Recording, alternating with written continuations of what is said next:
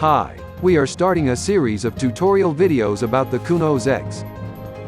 Counos X, CCXX, is the first coin that is bankable and implements the proof-of-work algorithm. The number of coins to be offered in this network has not been limited, but in the first stage about 18,300,000 coins have been mined.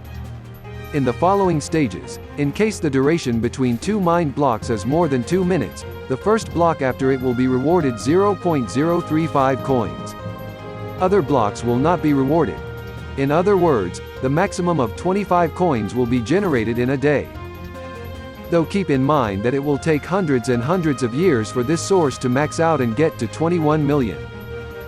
For instance, if this full power of mining continues for 100 years, just 900,000 more Counos X coins will be generated. The specifics of exactly how Counos X mining takes place is as follows. As mentioned above, the main algorithm used is proof of work.